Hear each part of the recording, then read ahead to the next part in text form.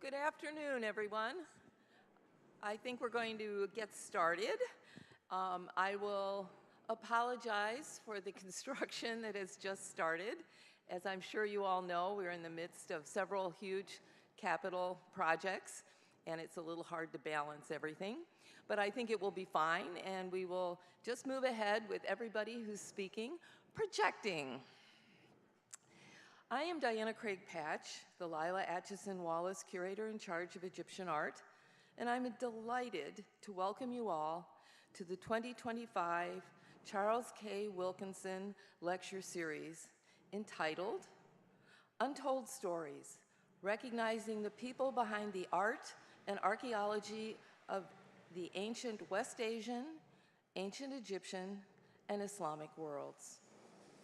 This year's presentations by Isabel Stünkel, Allison Mickel, and Bernard O'Kane will highlight little-known stories and contributors to the field of Egyptian, Islamic, and ancient West Asian art and archaeology.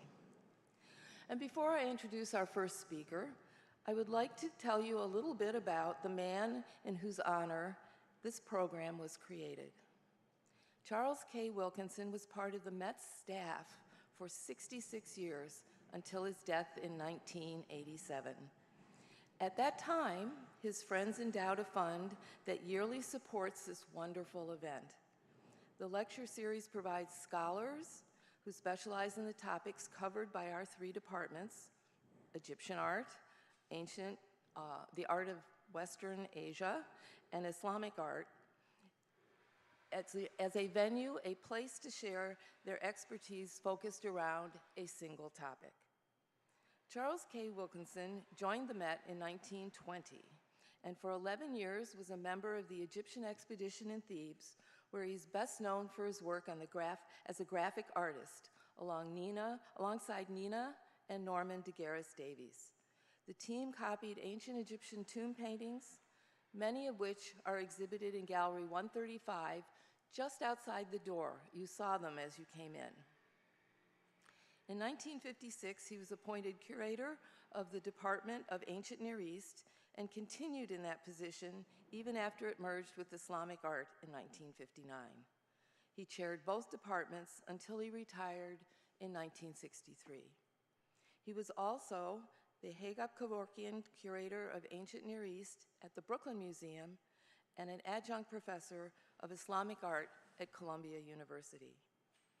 He was an active and respected scholar in all three fields, and in addition to our beautiful copies of Egyptian tomb paintings, his publication on the wall decoration from Nishapur remains an important study of that site. So in honoring his memory, I am pleased to begin today's program by introducing the first speaker, Dr. Isabel Stünkel. Isabel holds an MA and PhD from the University of Bonn in Germany. And before coming to New York, she worked as a curator in the University of Bonn in their small Egyptian museum. But since 2007, Isabel has been part of the curatorial team in our department and now holds the title of curator. Her main research interests are Middle Kingdom royal women, the religious significance and function of amulets, and questions regarding human remains in museum settings. But more recently, she has started to work with archival material from the old excavations of the Metropolitan Museum, and she will share that research today. She has been doing some very, very interesting things. Isabel?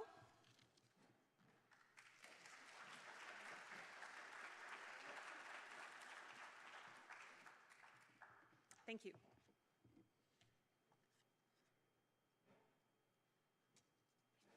Let me just adjust the microphone. Can you hear me all well? Yes, okay, great, thank you. Hello. My talk today is about the Met's early excavations and the Egyptian individuals who worked on them. The title of the talk, Unearthing Legacies, has a double meaning. Ancient legacies were unearthed by the Met's early excavations, but the legacies of many of those who worked on these excavations are not known. The Western archaeologists who directed and participated in the museum's projects in Egypt are recognized, mainly through their publications. But what about the contributions of Egyptians who worked on these excavations? While the issues of inequality and colonialism are deeply entangled with the subject, they are not the focus of my talk. Rather, I want to make visible some of the Egyptian individuals who worked on the Met's early excavations and about whom little is known. In order to find traces of them and acknowledge their central contributions, one has to dig through the archives and unearth their untold stories, not among dirt or sand, but among papers. The research I'm sharing today is work in progress and based on archival material in our department, and this work would not have been possible without the help of Andrea Kutsenko, the archivist of the Department of Egyptian Art, who started about 2 years ago and is organizing and sorting through a massive archive, and Andrea Lakian, a departmental volunteer who works with the archivist. Having both of them in the department is really allowing us to sift through the archive and pull together documents that enables us to recover the identities of at least a few Egyptian individuals of the early Met excavations and to reconstruct some of their stories. In the archive of the Department of Egyptian Art are the original excavation papers, including thousands of photographs taken during the work, find records, correspondence, and other material, but unfortunately the records are incomplete. Related to Egyptians who worked on these projects, we have photographs, and you see some examples on the screen, personal letters from the Western archaeologist in which the Egyptians are mentioned, and a few letters from Egyptian individuals themselves, and unfortunately only a few detailed accounts that list names. And then we also have documents that were given to the museum at a later time and were not part of the official excavation record, such as the guest book of Minnie Burton, who lived together with her husband, excavation photographer Harry Burton, in the Luxor Excavation House, or the personal photo album of Charles Wilkinson, the man in whose honor the Wilkinson Lecture Series is held annually. Charles Wilkinson was part of the Metropolitan Museum expedition from 1920 on as a member of the graphics section, as you've just heard, which documented monuments, especially Theban tomb paintings. So he knew and worked with many of the men I will be talking about. Even though our departmental archive is huge, altogether the records regarding the Egyptians who worked on the early excavations are sparse and only allows for a very incomplete picture, and it mostly comes from a Western lens. Research into Egyptian participants of early excavations in Egypt only started in the last couple of decades, and I want to acknowledge the groundbreaking 2010 publication Hidden Hands by Stephen Quirk. Other related research is now going on in many places, and a first conference on the topic at the Netherlands Flemish Institute in Cairo was organized last fall by Wendy Douillon and Marlene de Meyer. But let's get back to the Met and start with the when and where. The Metropolitan Museum's Department of Egyptian Art was founded in 1906, and one of its mandates was an ambitious excavation program to build a comprehensive collection through excavations. This was the plan that the archaeologist Albert Lithgow had laid out to the museum's trustees, who then agreed and hired Lithgow as the first curator of Egyptian art and as the head of this excavation program, which was called the Metropolitan Museum Egyptian Expedition. The first season of work began in the winter of 1906 to 1907 and included large-scale excavation work, which ended in 1936 at the time due to the financial problems created by the Great Depression. Additionally, extensive documentation of monuments took place, especially of Theban tombs, and this was the expedition's graphics section, which started in 1907, and the main work of which ended in 1937. The 5 main places that the Egyptian expedition worked at are indicated in bold on the map. Wadi el-Natrun, Lisht, Kharga, and Luxor, that is ancient Thebes, and Hierakonpolis. And Lisht and Thebes were really the main sites.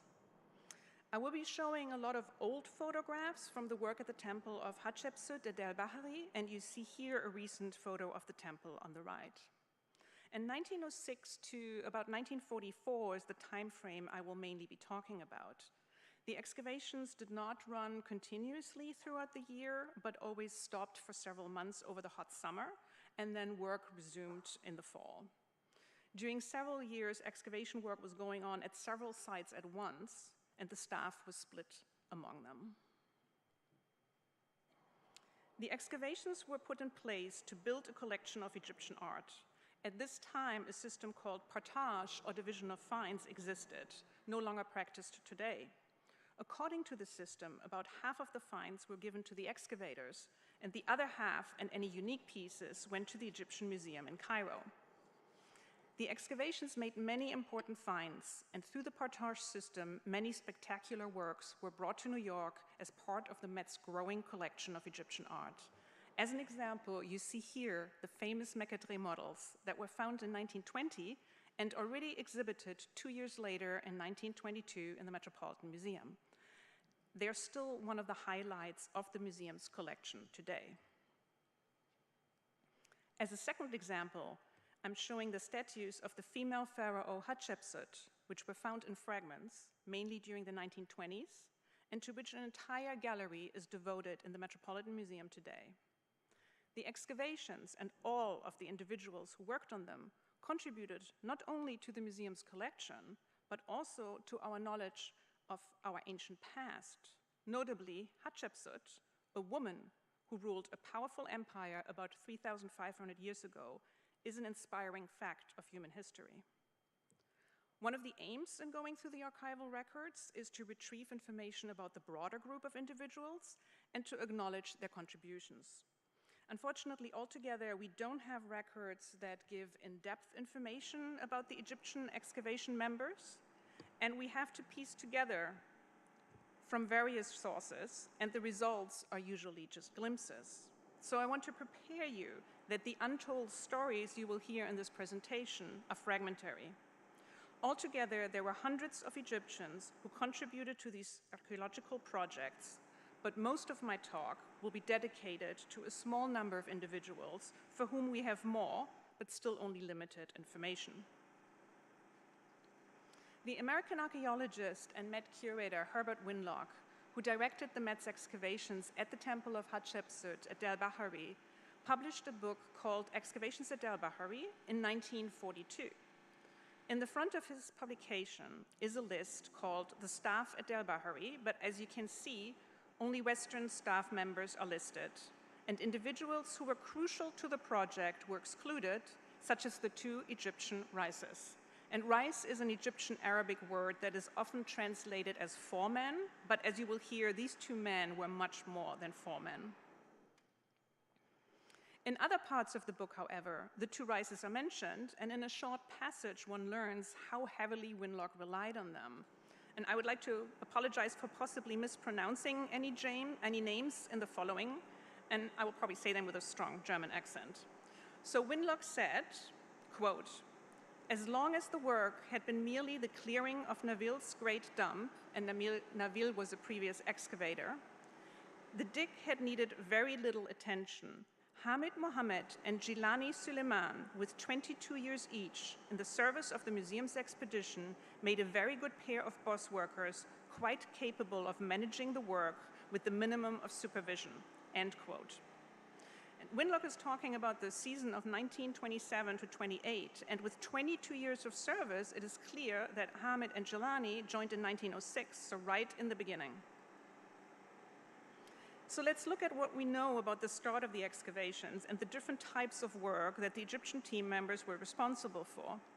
For the first season of excavation work in winter 1906 to 1907, Rais Hamid Mohammed from the village of Kuft was hired. And this is the time when Kuftis, Egyptians from a village named Kuft, near Luxor, had become the sought-after excavators. They originally worked with Flinders Petrie, who's often called the father of Egyptian archaeology, from 1895 on. And here I also want to mention that this is a living tradition. The knowledge and skills of the first generation of Kufti excavators have been passed down in the families, and many Rices and specialized team members on today's excavation projects all over Egypt are Kuftis, who by now are also joined by individuals from other places within Egypt. Getting back to the start of the Met's excavations, we know that Rais Hamid previously worked on the excavations of Petrie and the American archaeologist George Reisner, where he was an assistant Rice. When the Metropolitan Museum Egyptian Expedition was founded in 1906, Lithgow was the head, and additionally Arthur Mace and Herbert Winlock were hired. The latter eventually became the director of the Egyptian expedition. And according to a helpful 5-page summary about the excavations that Winlock wrote in 1937, it was actually Mace who brought in Hamid as the head rise for the start of the work. Mace, like Hamid, had worked both with Petrie and Reisner. And this summary also says that the Rais Jilani Suleiman, who was the second Rais of the entire expedition, started as a photography assistant for Winlock in 1906 at Lisht. And I will later talk more about the two Rises. From Winlock's short summary, we also learn that when the excavation first started, that Rais Hamid brought with him, quote, a nucleus of workmen who had had experience on different excavations and who were all personally known to both Mace and Lithgow. For 30 years, we retained Hamid, and with him, a gang from Kuft, varying in number from 20 to 50. These men were divided into companies, each with a head man. Whenever possible, we gave a definite area to each company and assigned a bonus for the objects found to the men by companies to be divided among them in proportion to their daily wages, end quote. And this bonus for finds is also referred to as the bakshish system. So in addition to the two main rises, there were the headmen, which were basically assistant rises, also from Kuft. It is also detailed that in addition to these specialists from Kuft, many men and boys worked on the excavations who came from the local areas surrounding the sites. So for example, from the village of Gona in modern Luxor or from Lisht. Winlock says, quote, at each site we had a varying number of locals, men to dig and push the cars, there was a light rail system, and boys to carry baskets, end quote. And in the photograph here, you see some of the assistant risers are standing and overseeing the work. So for example, the man at the top left corner, while other men excavate. Yet other individuals fill the baskets with debris, and young men and boys carry away the baskets to dump the contents. And for example, if you look at the bottom right, you can see some of them with filled baskets on their shoulder and some returning with the empty baskets in their hands. And I just want to add a little arrow here towards the top. And there is Rais Hamid standing in the center of the activity here, indicated by the red arrow. There were also more people who worked for the excavations, about some of whom I will be talking today, and these include the staff of the excavation houses, the driver, and the guards. Regarding the total number of individuals employed, it varied. It seems that the largest crew was used when huge old debris mounds were excavated. We learn how many people worked on it through correspondence. Since Winlock regularly wrote letters from the Luxor excavation house back to Lithgow, who as department head at some point had to stay in New York. On December 17, 1927, Winlock writes, quote, the dig is proceeding. We have 665 on our payroll and are moving out 800 cubic meters per day. And this is about 28,000 cubic feet, so about 1/3 the volume of an Olympic swimming pool, or, according to my husband, the volume of 15,000 kegs of beer. So this was the volume of debris moved per day. The letter continues, quote, so far we have only found unimportant chips, but that is expected as we're not touching the level under Neville's dump at all at present. It is far and away the biggest job that we have ever done. But with Hamid and Jalani in charge, it requires no attention except at bakshish and pay times, end quote. And then in a letter from nearly a week later, we can read that the number is now 703 individuals, which is the largest number I have seen. Unfortunately, we don't have complete pay lists with the names of this large workforce, and only occasionally some individuals are named in various contexts, for example, medical care. Here we have a letter from Winlock to a Dr. Mickel at the Luxor Hospital, and Winlock is sending individuals working on the excavations to him. The letter here mentions, quote, Abdel Hakim Shimi, a small boy who is in our work, end quote. We also get 8 more names of individuals in the list on the right, and we also have other similar short notes for the doctor where we learn about the various ailments from a dog bite to a sore foot. The letter we just saw referred to a small boy, and I mentioned earlier that for the manual labor, men and boys were employed. In fact, many children of various ages worked for the excavations. You can see this here in front of the temple of Hatshepsut. Child labor on excavations was very common at the time and practiced throughout Egypt. Our archival material includes a complaint by the Save the Children International Union to the Metropolitan Museum's director in 1929. It gives a 5-page long report written by a British visitor to Egypt, and we also have Winlock's 8-page long letter to the museum's director in which he provides a point-by-point answer. The most severe aspect of the complaint is the reference to what the visitor calls whipmasters, these being the foremen, who are said to use their whips to make the boys work faster, and the visitor writes that he observed how one whipmaster, quote, thresh some of the boys as if they were pigs, end quote. Winlock refutes the claim, saying that the whip is never used on the body of a person, and that, quote, it is perfectly well understood by all of our foremen that we would never tolerate any semblance of harshness, and I've never failed to investigate personally any boy's complaint of ill treatment. On the very rare occasions when I could discover any evidence of such ill treatment, I have demoted the foreman guilty of it, end quote. So while Winlock is saying that he tolerates no harshness, he admits that on very rare occasions, ill treatment did happen. Child labor in Egypt at the time is, of course, a very complex topic that I'm only touching on here, but I wanted to make sure to acknowledge that it was part of the museum's excavation work.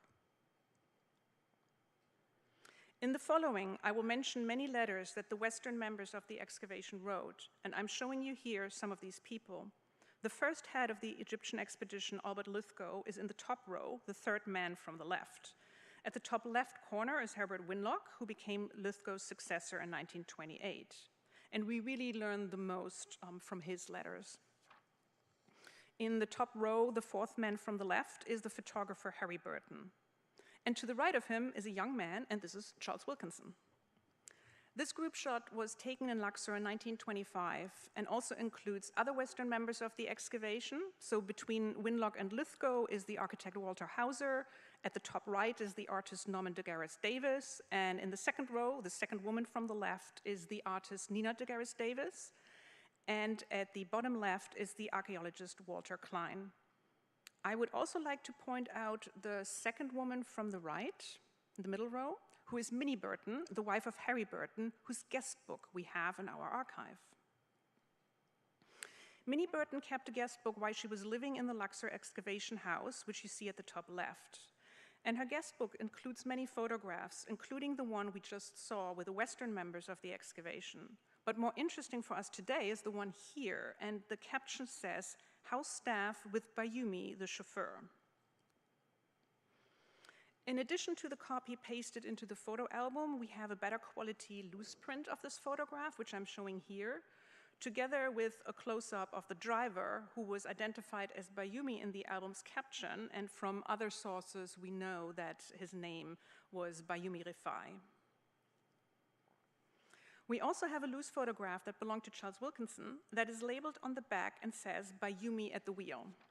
But the remaining text is all about the car, a Ford that had to be registered as a bus, and the donor of the funds to buy the car for the excavation is quoted on the back as saying, "You can have a car, but not a Rolls Royce, mind you."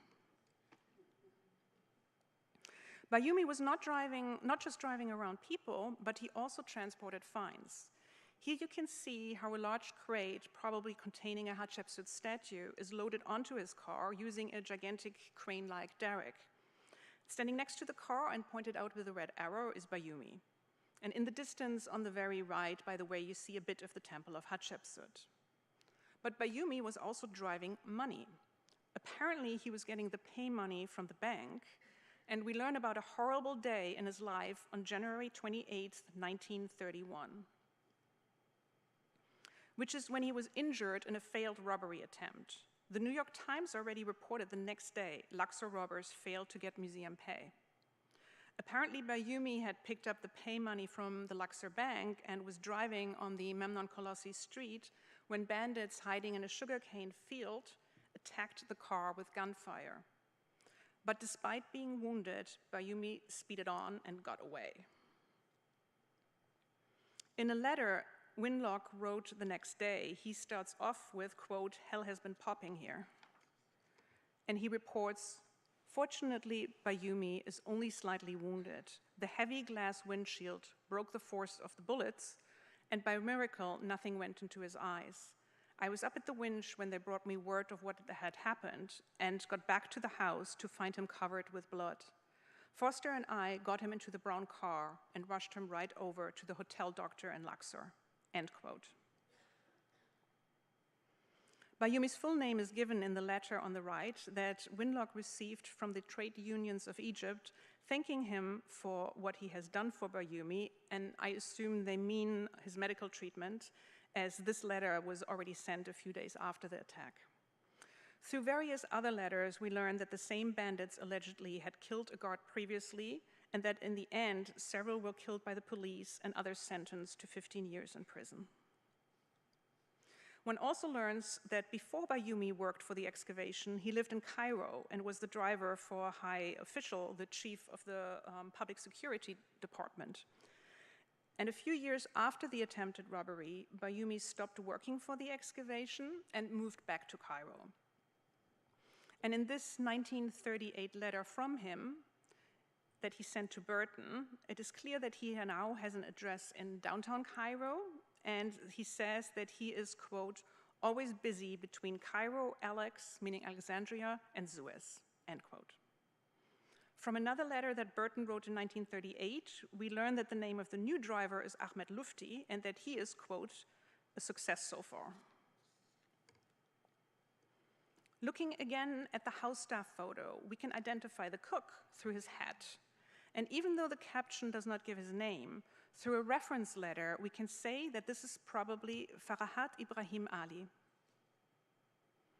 Luckily, the copy of this 1931 letter of reference was kept, and it says that Farahat Ibrahim Ali worked as a chief cook for 8 years. This means since 1923, so he was working for the excavation when the group photograph was taken, and the man with a chef hat can thus be identified as likely being him.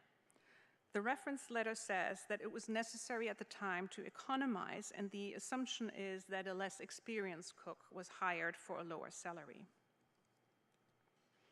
And this seems to be Hamada Mohammed, and we have a letter from him that he sent to Harry Burton. And here it is very interesting to learn that he's from Balas.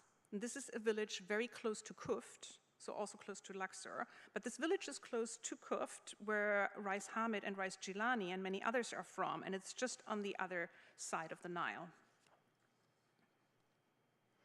Hamada also appears in an estimate of costs for season 1936 to 37. And in a letter from 1937, we also learn that Hamada has health problems at the time that are not specified, and that there are fewer people to cook for, which might improve his health. And in 1937, excavation work has stopped, and only a small team is working on documentation. Other members of the house staff were also from the village of Balas. Mohammed and Mahmoud Edab, likely brothers, occur in a letter from November 1926 in which Winlock addresses a governmental official. Apparently their home in Balas was searched by the police, and Winlock requests more information and says that these two young men have been employed as house staff since exactly 20 years, since they were little boys, and that he cannot believe that they were involved in the crimes they're suspected of. Since it is 1926 at the time, and they have been employed since 20 years, it means that they started to work for the excavation from the first season on. Winlock also makes a second inquiry after Mohammed Edab was apparently hauled away to be fingerprinted. The outcome seems to have been okay, as we learned through the estimate of costs for 1936 to 37 that you just saw earlier, that both men were considered for work 10 years after this incident. It also shows that they worked as house staff for the excavations for 30 years. We have the names of many individuals who cannot be matched with people shown in photographs or paintings, and we have the opposite as well, as in the case here. As you heard before, Charles Wilkinson copied tomb paintings as part of the graphics section of the excavation, and in his free time, he painted and sketched landscapes and people, and among his work are these two paintings you see here, and a third one you will see later. They are portraits of two Egyptians that worked for the Metz excavations, but unfortunately, the knowledge of the names of these two individuals was lost over time.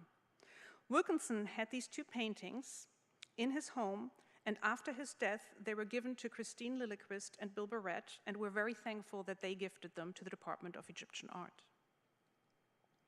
In addition to the paintings, we also have these drawings that Wilkinson made.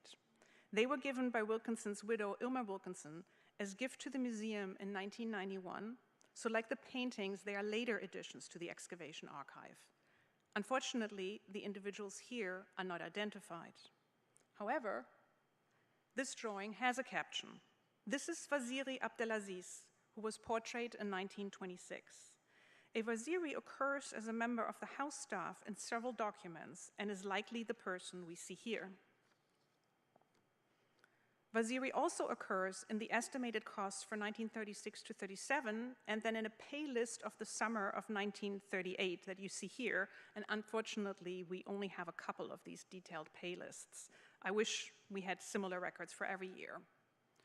This list shows that he worked as a summer guard when no excavation was going on. House staff and others were employed as summer guards for the excavation house in Luxor. The question was actually raised in a letter about how best to keep some of the individuals in service over the summer when no actual excavation work was happening, and this appears to have been the solution. In a letter from 1925, we also learn that Winlock decided that year to keep the summer guards on a shorter rotation, but to employ one more for each rotation. He writes, quote, "In order to give employment to as many men as possible, I have cut the turn from 2 months to 6 weeks and increased the number of men from 4 to 5 on each turn. This may sound extravagant, but I think it's worthwhile, and it gives a chance to help out some of the people who've had no work to do at all this winter." End quote. And let's go back to the group photograph.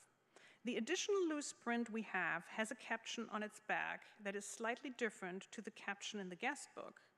And it's very interesting as it says servants and camera boys. So it was not just house staff who are in this picture, but also photography assistants.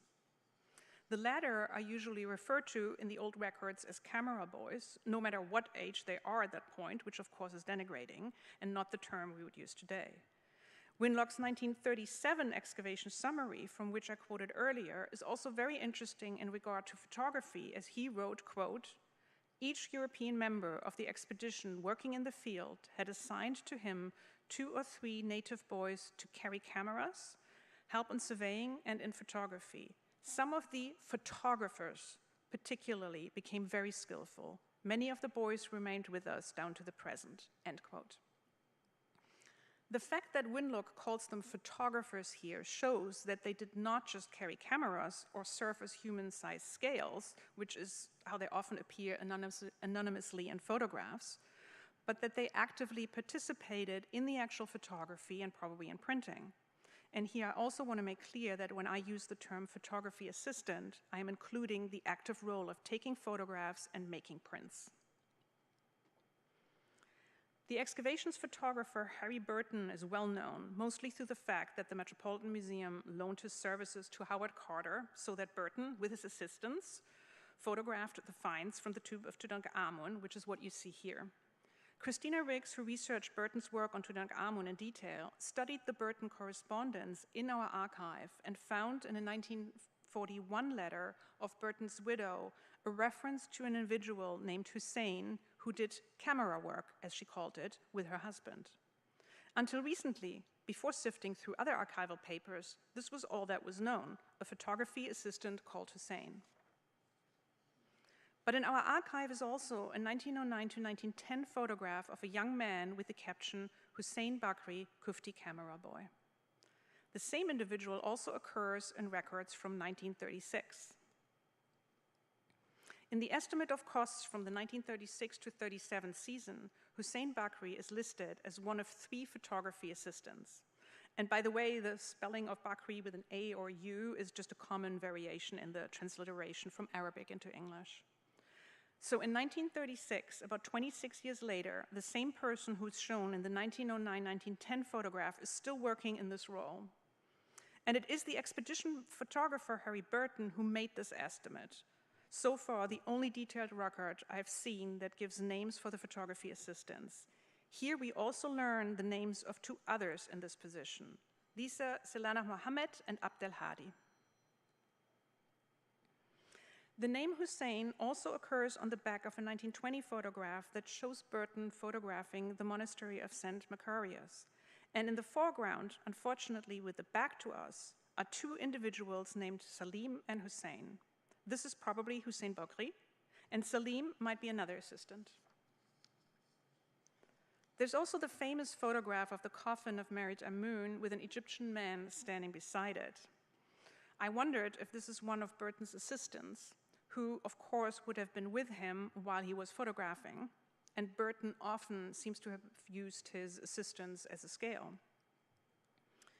When we look in our archives, the records are not always what one is hoping for. You can see the whole photo board here, and the caption says, Tomb 95, Outer Coffin of Merit Amun, and the individual is not identified. Looking in the photo registration book, the entry is not helpful either. It gives the tomb number, says that this is the coffin of Merit Amun, and then just says, lit with a man beside it. But we know that the photograph was taken in 1929. But going back to the photograph of house staff and photography assistants, one does wonder if the person on the left in this group shot one wonders if the person that you see next to the coffin of Merit Amun on the left might be in the group shot. And there is indeed one man in the bottom row that might be the same person. And if this is correct, then he might be Selena Mohammed or Abdel Hadi, who were listed by Burton as photography assistants together with Hussein Bakri. But we don't know, and this is really just a possibility.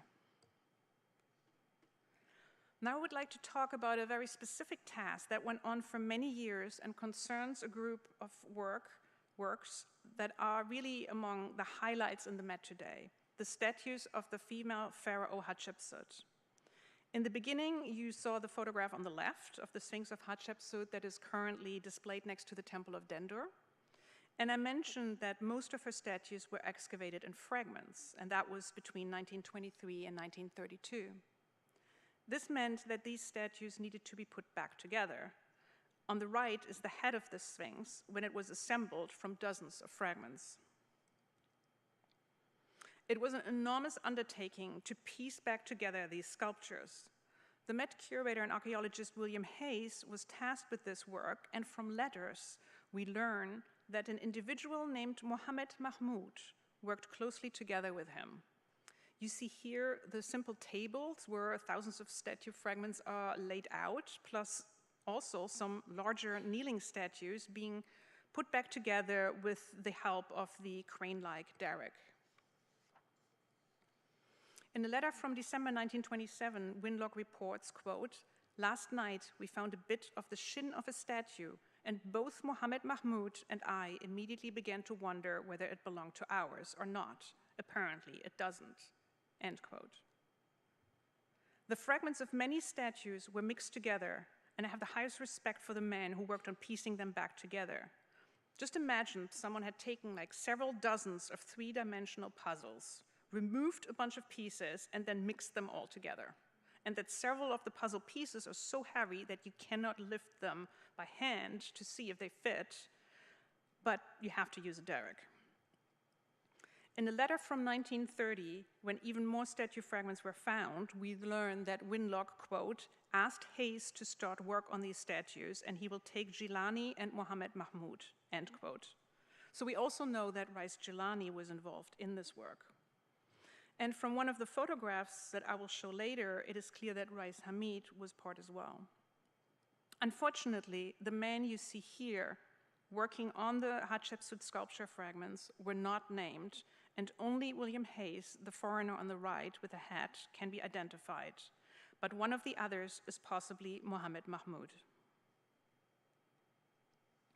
There's also an interesting letter that Winlock wrote in January 1932, right after he became the director of the Metropolitan Museum, and when it is clear to him that he cannot return to excavate in Egypt.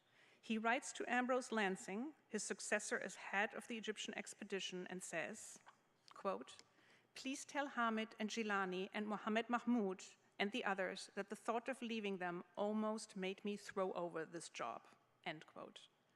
The fact that Winlock gives Mohammed Mahmud's name together with that of the two Rises shows Mohammed Mahmud's important role. Mohammed Mahmud came from Kuft. We know this from a letter that he sent to Winlock in November 1936, in which he's asking for work. And at this point, there is no longer excavation work happening, and the Kuftis had been told to look for other work. It is unclear if Mohammed Mahmud received work the same year, but we know that he did so later when the house was still kept in business and when documentation was still happening, as his name occurs in documents from 1938 and 1939. This is a time when barely any work is happening anymore, and he's employed as a guard for the excavation house.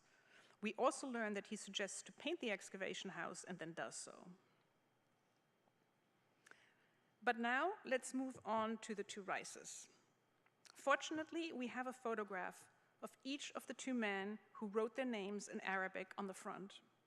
These two photographs belonged to Charles Wilkinson, and he later gave them to the Department for Archives, so they were not part of the original official excavation records, but entered the archive decades later, and they are so precious to have. Wilkinson might have taken these photos himself. So this is Rais Hamid Mohammed Abdallah, and the text on the back was written by Wilkinson. As said earlier, Rais Hamid was the first right for the museum's excavations from the first season on in 1906, and he remained the head Rais throughout. We know he worked for Flinders Petrie before 1906 and apparently also for George Reisner, according to a document in the Reisner archive, for which I thank Peter de Manuelian.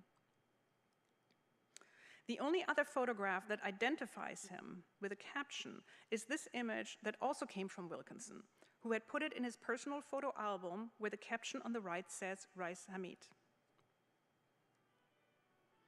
You saw this photograph briefly earlier when I talked about the Hatshepsut statues being put back together.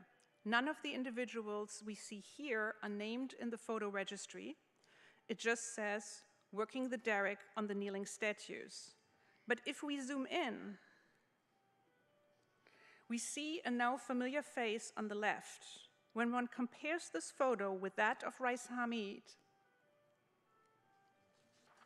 there is no doubt that the man seen here on the left is Rais Hamid. One does wonder if the individual on the right might be Rais Jilani, who's known to have worked on the statues, but one does not really see enough of the face to determine this. It could be the two Rises working together here, but we simply don't know.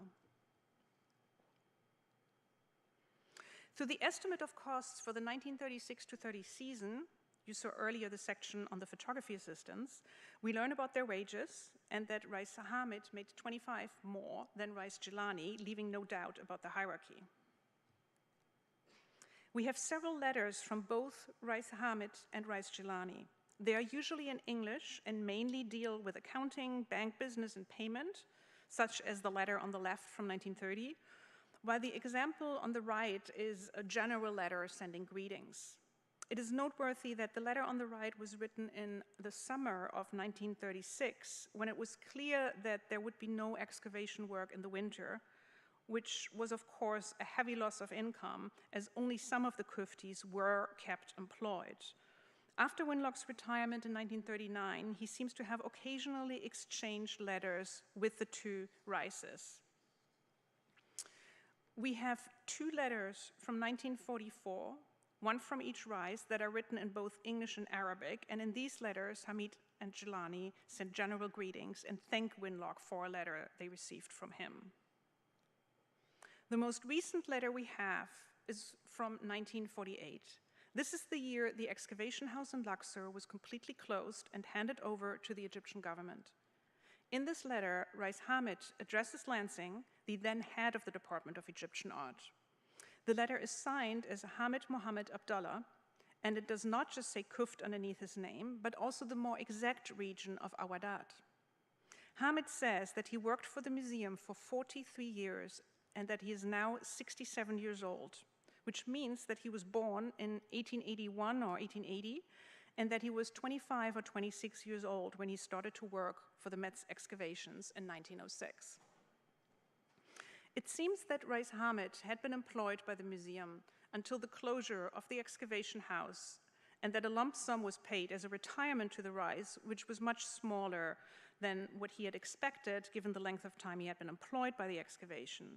Rice Hamid says here, quote, "Of course you know very well what they paid me, and moreover you know the time which I passed, and you can compare between my age and that simple reward, which does not agree with an old man of 67 years, unable to find any other hard work," end quote. End quote.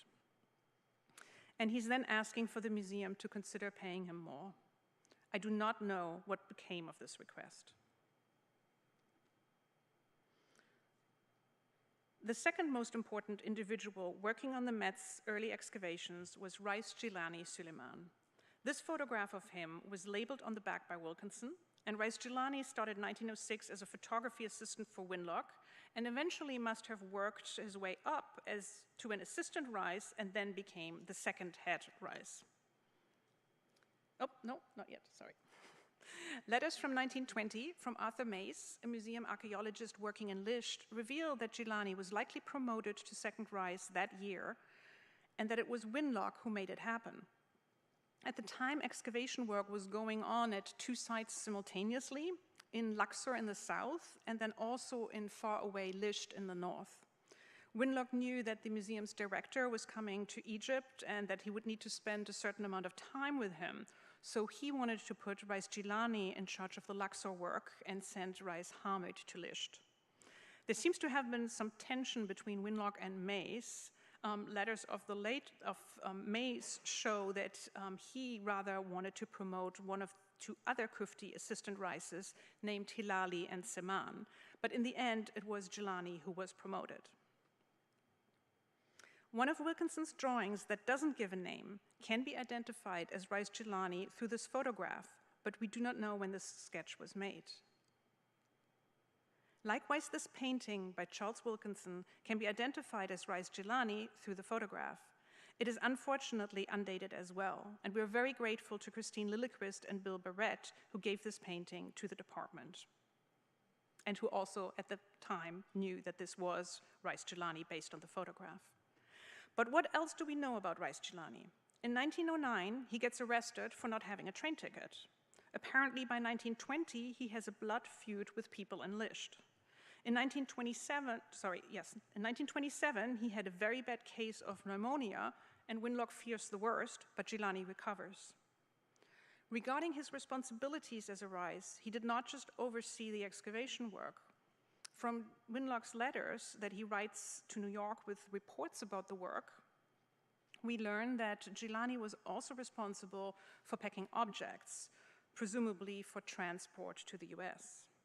Like Rice Hamid, Rice Jilani started on the first year of the Metropolitan Museum's expedition in 1906, but Jilani did not start as Rice, but worked his way up, and he stayed until the end of the Met's early excavations, likely until the excavation house in Luxor was closed in 1944. But we can trace Rice Jilani's work after his time with the Met's excavations as well. He went on to work as a Rice for an American archaeologist named Frank Albright in Yemen from 1951 to 52. Together with another Kufti Rice named Shatir, he is acknowledged in a publication by by Albright, who apparently hired 6 Kuftis. While we don't have concrete evidence, we can reconstruct how Rice Gilani ended up working for Albright, because Albright was one of the so-called monuments men and women who worked during and right after World War II, mainly protecting and returning art that the Nazis had stolen. And Albright here is in the center of the bottom photograph, to the right of the Da Vinci painting, which he restituted to Poland. The connection of Albright to Rice Gilani probably came through James Rorimer, who was also a monuments man. Rorimer was a curator for medieval art at the Metropolitan Museum, and thus a colleague of Lansing, the archaeologist who had worked with Rice Gilani and was a curator at the Met at the same time. Rorimer thus knew about the excavations in Egypt, and it was probably through him that Rice Gilani was referred to Albright, though we have not yet been able to find any correspondence about this.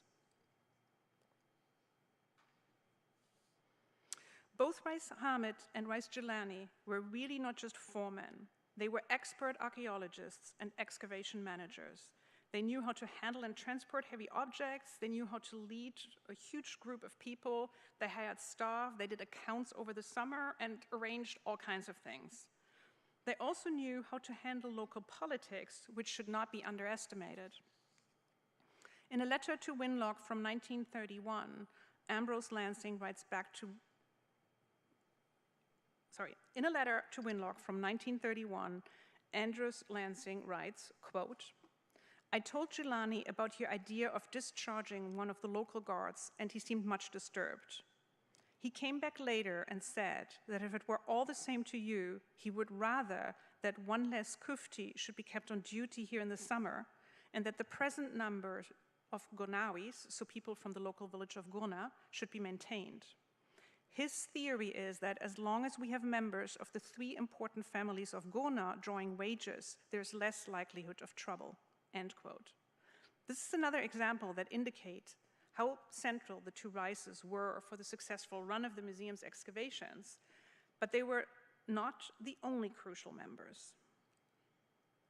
As you have heard, many Egyptian individuals worked on the Met's excavation and documentation projects. I hope reconstructing some of their untold stories will enable us to acknowledge their central contributions. And that when we marvel at some of the works of art in the Metropolitan Museum, we think not only about the ancient Egyptians who created these objects, and not just about the well-known excavation directors and Western archaeologists who should be acknowledged as well, but that we recognize the many Egyptians who worked on these projects, especially Rice Hamid and Rice Gilani, without whom the Met would not have the amazing collection of ancient Egyptian art it holds today. Thank you.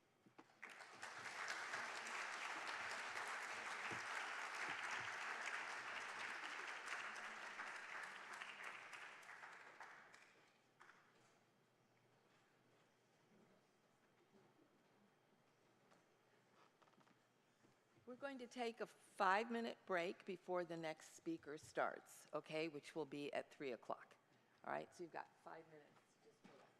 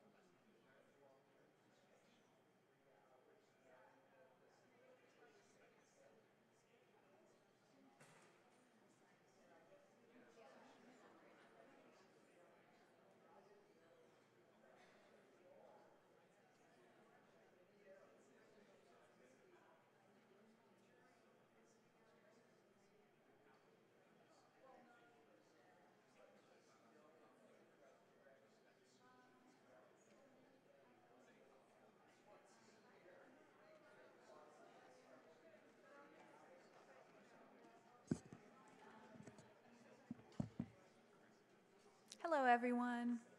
So, as we're right at 3 o'clock, we're going to start up again with our next talk. Thank you, Isabel, for that wonderful and fascinating investigation. And welcome to the next lecture of the series. My name is Sarah Graff, and I'm a curator in the Department of Ancient West Asian Art. It's my pleasure to introduce my department's invited speaker, Professor Allison Mickel. She's currently Associate Professor of Anthropology in the Department of Sociology and Anthropology at Lehigh University, where she is Director of Global Studies, and also a core faculty member in Lehigh's Center for Global Islamic Studies. But in 3 weeks, she will be the H. Bruce McEver Chair of Archaeological Sciences and Technologies at Georgia Tech, where she will be starting a new archaeology program. So we are truly fortunate to get her in this moment of transition, and very excited to see that archaeology department that she creates from the ground up. Professor Mickel received her BA from the College of William and Mary and her PhD in anthropology from Stanford University. She has excavated in Jordan, Turkey, Kenya, and the United States, and is now undertaking an NEH-funded ethnographic project centering on 2 new private companies in Jordan that advocate for the recognition of local expertise and fair labor conditions on archaeological excavations. Her research focuses on how local communities have impacted and been affected by the long history of archaeological work in the Middle East. In 2021, she published an important book, Why Those Who Shovel Are Silent, a history of local archaeological labor and knowledge, which was recognized with the G. Ernest Wright Award by ASOR, the American Society for Overseas Research. The book focuses on how archaeological excavations rely on the expertise that locally hired laborers possess about archaeological remains and methodologies, and I can attest that it's both rigorous and fascinating. In addition to numerous publications in peer-reviewed archaeological journals, Professor Mickel is also the author of the book Archaeologists as Authors and the Stories of Sites, Defending the Use of Fiction in Archaeological Writing, published in 2012. In addition to her scholarly work advocating for more inclusive practices in archaeology, Allison Mickel is also an active public anthropologist, writing for newspapers and online platforms, volunteering with the organization Skype a Scientist, reviewing educational material for organizations like the Boy Scouts of America, and organizing annual outreach events with local public schools for Anthropology Day. So I'm very much looking forward to her talk. Please join me in welcoming Professor Mickel to the Met for a talk titled The Campfire Excavation, Bedouin Stories, Memories, and Archaeological Knowledge.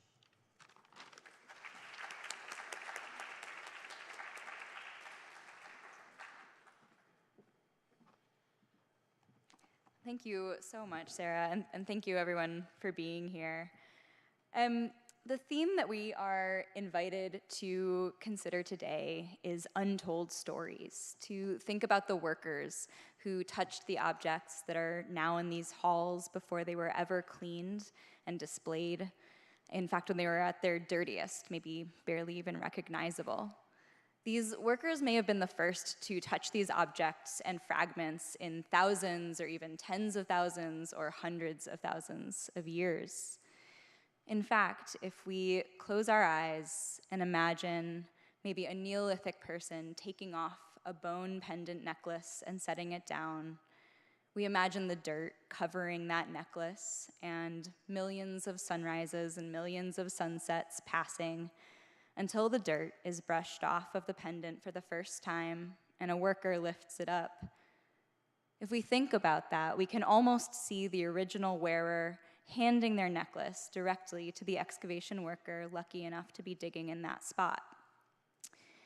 And yet, in the Middle East, the excavation worker who is the first to discover the object may never record their observations or impressions anywhere, whether because of language barriers, dig hierarchies, or a lack of training.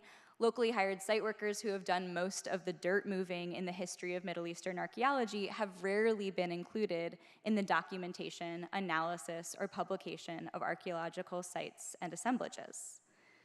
The result is an archaeological record that is partial and incomplete, an archaeological record that lacks some of the most important data about an artifact's context and provenance. And I think for a long time, we as archaeologists have tended to confuse a lack of published or recorded perspectives from workers with a lack of expertise or interest on the part of workers. But just because our documentation methods and protocols were designed to exclude workers' perspectives doesn't mean that those workers have no stories to share. In fact, their stories are still alive and still burning. When we think about untold stories, I want to invite us to ask, untold to whom? Untold to the archaeological archives, maybe. But if you'll sit with me for a while in the sand, join me in placing some sage and juniper on the embers and start to listen to the crackle, I think we will find a whole different archaeological record, one that operates by the rules of the desert campfire. I work in Petra, Jordan, where archaeologists have been conducting excavations for more than 100 years. You may have heard, if you know about Petra, that the site was discovered by Swiss explorer Johann Ludwig Burckhardt in 1812. But of course, that story tends to erase the people he spoke to who led him through the monuments, the Bedouins who had been living there for several hundred years. It was the Bedouins he encountered there who showed him the iconic monuments of Petra. We call the treasury because it's a translation from el-Khazne in Arabic. The monastery is a der, or the monastery, in Arabic. These names are folk knowledge that we've retained even after archaeological investigations have indicated alternative or sometimes earlier purposes for these monuments. When George and Agnes Conway started excavating in Petra in the 1920s, they hired members of the same Bedouin community to assist in the digging efforts in the area known as Wadi al-Farasa. The workers you see here lived in the caves, tombs, and on the farms around the Petra area. Excavations in Petra continued over the course of the 20th century, including Martha Jakowski's excavations at the Great Temple and Philip Hammond's projects at the Nabatean Theater and later the Temple of the Winged Lions. There have been projects by German, Swiss, Polish, Danish, French, Italian, American, Jordanian, British teams, and more, each one employing often dozens of workers from the local community. Over time, archaeological research projects in Petra have proliferated, and today there are around 24 ongoing simultaneously, as you can see in this display in the Petra Museum. What this means for the Bedouin in Petra is that there have now been hundreds of projects and 100 years of scientific inquiry which they have seen and in which they have worked. A century of supporting excavations by digging and sifting and sorting artifacts, but not just that, also by housing artifacts, housing archaeologists, feeding them, doing their laundry. What's more, jobs on archaeological projects have tended to flow within families, from father to son, or brother to brother, or cousin to cousin. Can you imagine the stories these families hold about how archaeology really works? How much more could we know about the decisions made by the research team, about the methods they used, about the artifacts they found, if we could just join one of these families for dinner? Or maybe for a picnic in Beda, the area just north of Petra where families hang out on the weekends brewing sweet tea and cooking bread. For that, we'll need a fire. I'll grab the wood. Beda is this area just to the north of Petra, which is often called Little Petra because it has its own rock-carved facades and preserved wall paintings, though none as monumental and grandiose as those in what we might call Big Petra. I went there to meet a man who I had heard had worked on many archaeological projects in the region. I got there in a taxi with my research assistant, and I got out with my research assistant, Iman, and we walked up to the only goat hair tent visible in the landscape, and we tentatively asked for Abu Ghassab. A tall, older man shuffled to the entryway and directed his kids to make some tea on the fire. When the tea was ready, he offered us 2 glasses, which we happily accepted, and then we could talk. Yes, he told us, he had worked on a number of archaeological projects. I started asking him some questions about his memories and experiences when soon his son, Ghasab, came over and started answering for him, at times even interrupting to clarify his father's answers. And at first I was annoyed. We were here to talk to Abu Ghasab, and it felt a little bit disrespectful to listen to his son's more confident words over Abu Ghasab's quiet, slow to unwind memories. Ghasab, though, revealed that the reason he was so invested in the conversation was because he too had worked on archaeological projects. We had found one of the dynastic archaeology families of Petra. As Abu Ghasab recalled his time as a younger man working on excavation after excavation, we could see his fingers recalling the feeling of the tools, the artifacts, the soil. He told us that an excavation might be slow to start, but the black sand is where you really start finding things. Yes, said Ghasab, that's because the black sand is Roman, because of the fire and the destruction. Then the white sand a meter down is Stone Age. I took a breath in. Just a couple of years before, I had been part of a survey project in this very area of Beida, where we had used ground-penetrating radar to detect structures under the soil. Ground-penetrating radar works by sending signals under the ground which bounce back when they hit something dense. It's one of a whole suite of technology that archaeologists use to predict what's underneath the soil before we start digging, because archaeology can never be redug. It's destructive. We destroy the layers of soil as we dig them. And so because of that, there's a lot of effort expended in archaeology to try and predict what we're going to dig before we start, to try to estimate what we're likely to find before we ever excavate, and in trying to know how deep we're going to have to dig. I would say this is arguably one of the most lively areas of innovation in archaeology today. And I'm not saying that Abu Ghasab and Ghasab are replacements for these technological approaches, but clearly, this father and son, and probably others in their family and their community, had noticed and discussed their observations of the stratigraphy, the soil layers of the area around Petra. The mystery of what we might find when we start to dig is not so mysterious to a family of archaeological workers. As we were poured more cups of tea, Ghasab continued to tell us about the archaeological projects he had worked on in the region and how they differed from one another. He told us which projects had been the most precise and scientific, and which ones just seemed to be trying to dig quickly.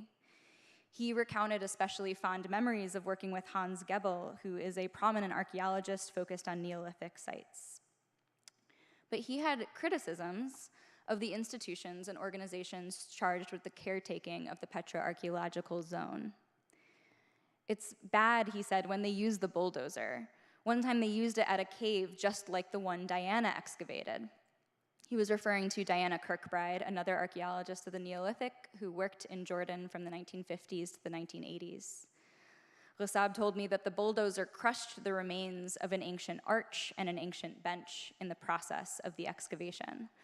This is a problem with UNESCO and the park, he said. Ghasab's charges are especially significant in light of how Middle Eastern populations were historically described by archaeologists, especially in the 19th and 20th centuries.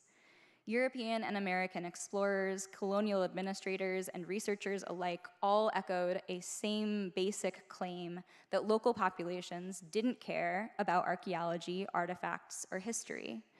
It was this premise, this idea of local apathy, that first justified the removal of artifacts from this region and ultimately colonial claims to the land itself.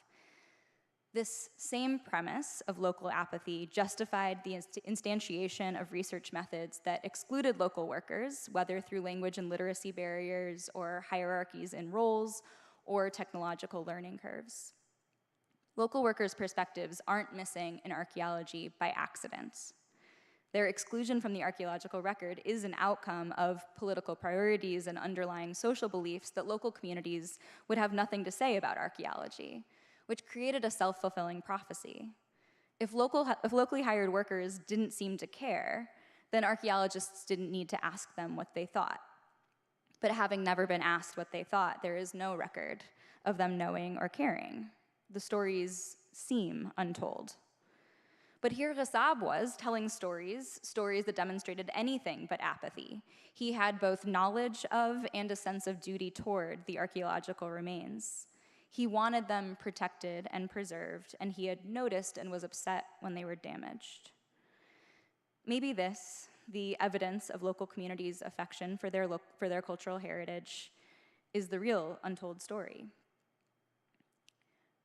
During the tourist low season in November, I found myself in Petra, in the shop of Dakhlala Samahin, just past the Nabatean Theater in the basin of the city center.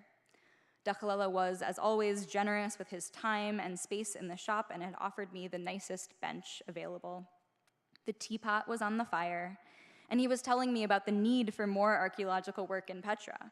Only about 25% of Petra has been uncovered, he impressed upon me.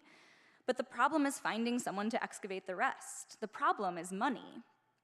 In walked an older man, Abu Khalid, who was immediately handed a cup of tea and a lighter to light up his cigarette.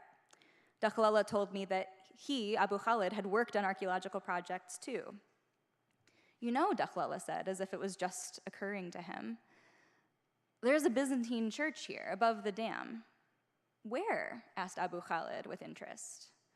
Dakhlala explained the area he was talking about, up higher on the trail from where we were sitting, giving some landmarks that Abu Khalid recognized immediately. Abu Khalid nodded as he inhaled on his cigarette. As if offering a trade, Abu Khalid explained to Dakhlala and me how to tell apart the phases of construction at the Qasr al-Bint, a Nabatean temple in Petra, not quite visible from where we were sitting. Some parts of the wall, he told us, were visibly Nabatean, where others were Roman or Byzantine repairs and additions, in addition to the modern restoration work that was clearly apparent. Dakhlala nodded, and now that it was his turn again, suggested or reminded, maybe, that underneath the paved Roman road in Petra, below that there's a Nabatean road. Abu Khalid wanted a more precise direction, maybe 2 meters down, he said, tapping his ash. They agreed that very little in Petra is originally Roman and continued to exchange hypotheses of where a future archaeologist might find a new Nabatean structure, whether underneath a Roman structure or in an under-investigated part of Petra. And I'll admit that at the time, this exchange didn't really stand out to me. This was constantly happening to me in groups. People would trade ideas about where they would like to dig, where I should dig, what we might find there. They offered possible locations for a Nabatean bank and a school and houses and residences. I noted it all down, but my goal wasn't to start a new excavation, and I didn't want to give false hope of future employment, so I didn't get too excited or visibly excited about these suggestions. Maybe I should have, though, because after all, every time we find a new structure in Petra, it's really big news. I don't know if anyone remembers this discovery in the fall last year of 12 individuals in a story of the treasury in Petra that hadn't been uncovered yet. Or before that, in 2016, this report of a structure found hiding in plain sight. And these finds were absolutely exciting, and they will advance our understanding of Petra and of life in the Nabatean kingdom. But it was surprising to me to see these reported as stunning discoveries. As others have acknowledged, both of these were known and described by members of the Bedouin community for years before they were reported as discoveries. This is not to discount the scientific work that led to the systematic mapping or excavation of these monuments or of other sites in Petra. But it does feel a little bit like a repeat of 19th century history, like Burckhardt 2.0, to say that these were previously unknown remains. They weren't unknown to the shop owners, the tea drinkers, the campfire builders. And maybe in a few years, when the New York Times reports the discovery of a new Byzantine church in Petra, you, me, Dakhlala, and Abu Khalid won't be so stunned to hear about it. Abu Khalid also told us that he had a lot of experience in conservation. He told one story of participating in a project doing some mosaic repair, and he critiqued projects that had applied highly visible and permanent conservation solutions like cement. But he hadn't just learned from the projects that he had worked on. He also had shared his own knowledge of the sandstone and the local climate with the people leading these projects in order to protect the remains. On one of the projects he had worked on, one of the researchers named Dr. Salim found a column. Abu Khalid said that Dr. Salim said the column was going to be a problem because it was so salty. They didn't know how to do anything about it, and they asked him how to fix it. Abu Khalid said, I used a method where I wrapped it in a newspaper to draw out the salt. I left it overnight, and I removed it the next day. They were amazed, he said, to see how the newspaper peeled back and how the salt fluorescence had disappeared. Salt, meanwhile, is widely cited as the #1 threat to conservation in Petra. Salt enters stone through water in which it has dissolved, and as the salt crystallizes, it breaks the material around it. We are constantly looking for solutions to address this in Petra, where the sandstone carved facades are always eroding, and sometimes entire tomb facades have been known to collapse. But these problems aren't unique to archaeology. Bedouins lived in the tombs and caves of Petra for generations, and the salt affected the structural integrity of their homes for those generations. Here, according to Abu Khalid, was a project where they had been open to applying and receiving that knowledge. But what I really noticed as he told his story was that Dakhlala was listening intently. Yes, I was there to ask about archaeology, and I had initiated this conversation. But how many teapots and campfires had workers sat around at the end of a long day and shared their observations of what the archaeological team had done or not done? How many times had this sort of conversation happened and not been written down anywhere? We have so much more to learn about this environment and how to manage it. Abu Khalid was clearly someone who cared about archaeology, which is something he continued to emphasize as he and Dakhlala talked about what artifacts could still be found in Petra and which were elsewhere. As they built their list, they lamented that some of the most famous statues found in Petra were no longer there. The famous Al-Uzza idol from the Temple of the Winged Lions, Dakhlala said, was somewhere. He didn't know where, but it wasn't here. Abu Khalid had worked with Dr. Crystal Bennett on her 1960s excavations on top of El Biara, one of the tallest peaks in Petra, famous for its inaccessibility. Of those things he remembered excavating 50 years earlier, Abu Khalid said that most of those things were sent to the museum. Now they're in the museum in Jerusalem. You can't find them in Jordan. It sounded like he had gone looking. Not all campfire stories are true, of course. Sometimes we're telling each other ghost stories or legends. And this one, in particular, sounded like maybe Abu Khalid was using the museum in Jerusalem more as a metaphor for a place inaccessible to himself than as an actual facility containing these objects he had excavated. But it wasn't a metaphor. Abu Khalid was right. I was stunned that he had known and remembered what happened to these specific artifacts so long ago after all the projects he had worked on.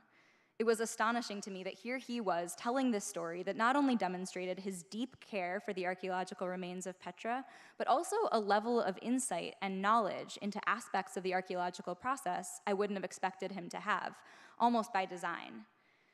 Here I had come to Petra specifically to find out what former site workers knew about the archaeological process. And even I had imagined that they couldn't be expected to know about the movement and export of artifacts beyond Petra and outside of Jordan. I took it as a rejoinder I didn't think I needed, almost an admonishment not to underestimate site workers' knowledge and expertise. Maybe I had fallen into the trap myself of believing in silences that only seemed silent because we hadn't been listening in the right places. I came back to the conversation to find Abu Khalid ranking the quality of work done in Petra by teams from different nationalities. The best conservation, he said, is by the French, and the Germans are second best. Without a hint of malice, Abu Khalid said frankly that the Americans are not good. When I asked why, he said, Americans have their own rules. Nobody follows these rules but them, and they don't like being told what to do. They like to tell everyone else what to do.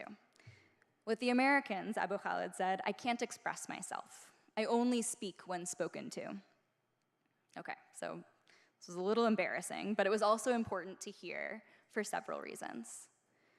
One was that it illustrated that whether or not we accept that Bedouins are exchanging stories containing expert archaeological knowledge, which I hope I've shown you that they are at the very least exchanging stories about us, about their excavations with foreign archaeological teams. They are definitely, at the very least, telling stories of how they were treated, of the impressions that we've left as human beings. And this might seem like a minor issue, but with an increasing recognition of the role that archaeology and archaeological work plays in foreign diplomacy and international affairs, it really is very significant. Archaeological sites have always been locations of cultural exchange, and how we interact with people on the ground has real ramifications for broader scale peace and diplomacy efforts. It affects our ability not just to travel safely, but to be welcomed in the places we want to visit and explore. And I think, especially in this moment, in 2025, of deep uncertainty about the future of international geopolitics, Abu Khalid's observation that Americans follow their own rules resonates particularly heavily. These interactions, impressions, and stories also have consequences for the science of archaeology and what we are ever going to be able to know about the human past. Abu Khalid had, at this one fire, told me two contrasting stories. One where his conservation method knowledge was welcomed and implemented, and a second where he had decided to shrink himself, not to speak until spoken to. Which project do you think operated more effectively? Which one benefited from greater dialogue and better, more informed decision-making? This last story from Abu Khalid made clear to me that what we consider untold stories remain untold not simply out of habit, but in part due to how we arrange our archaeological excavations and how we approach our research projects. I was lucky to be an American he entrusted with his hypotheses about where to dig and how to approach salt fluorescence. But many projects had created a culture of silence, a culture of suppressing the sharing and utilization of this knowledge. This is no way to do archaeology. We have to start doing archaeology founded on this sharing of stories and perspectives, even if they conflict or compete with one another. Like Abu Ghassab and his son, or like Dakhalala and Abu Khalid, archaeology should look like people layering their observations, memories, and ideas, and seeing what comes out of the combined filter of all of these different lenses. But how do we do that? How do we do campfire archaeology? To answer that question, I want to tell you one last story. Many families in the Bedouin community of Petra raise goats. It's a dying art. Fewer families live in goat hair tents during the summer, and the influx of grocery stores and cheap cow's milk, along with the reduction in grazing lands, have made it more expensive to raise goats. But some families still have large herds of goats, and if there's been enough rain, they'll take the goats out to graze on the sometimes scant greenery in Petra. And if it's been wet enough, the female goats will return with their udders full, and Bedouin families can milk the female goats. They will then churn the milk until it makes zibdeh, or butter. They'll skim the butter off the milk and use it right away, or store it for cooking later. They'll then heat what remains of the liquid until it separates into a thick, creamy yogurt and a watery substance called meis in Arabic, or whey in English. There's nothing further to do with this whey, and so they'll throw it away. And for years, Bedouin families have told one another a funny observation that if they throw this whey on the sand near their tent, and if they try to dig there later on, maybe to put in a fire pit or to install some fencing, the ground will be so hard that they can't dig easily through it. The mies seems to turn the sand into stone. Why is this story important? At the campfire today, we've already talked quite a bit about the fragility of Petra's monuments. They are made of sandstone, which is a sedimentary rock comprised of silicate grains bound together. Our main problem for conservation in Petra is that salts, along with wind and rain, is constantly in the process of turning sandstone into sand. But this Bedouin story makes it sound like mies, this cast-off byproduct of goat milk production, might have an almost magical sounding potential to do just the opposite. One way that we might do campfire archaeology is to test that out. So in 2023, we began preliminary testing of this idea. The experimentation is being led by Sila, a Jordanian nonprofit company founded in Petra. We have been working together to test whether the casein in goat whey might offer a sustainable organic tool to mitigating sandstone erosion in Petra. So we joined a family as they milked their goats and churned the milk and skimmed the zibda and poured the rest into a container and lit the fire and separated the yogurt from the whey.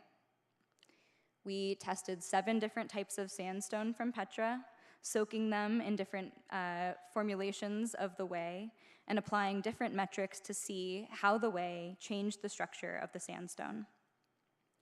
We are still working on this project, and I'm hoping we'll have some more definitive results to report on soon. I'm excited about it, though, for several reasons. Not only the potential to support the preservation of Petra's sandstone, and not only to create a possible new economic stream for Petra's remaining goat herders, but also to offer one example of what campfire archaeology might look like, of combining the science and methods of archaeology with the knowledge constantly being shared over bread and tea and embers. Without listening to and participating in this storytelling and story exchange, we miss out on knowledge about where we might find new sites and structures, or what we might expect to find when we start to dig. We fail to recognize how much local communities care about the destruction and removal of their cultural heritage. We risk continuing to perpetuate an extraction of objects from the context that they come from, divorcing them from both the stratigraphy and the stories that help us make sense of them.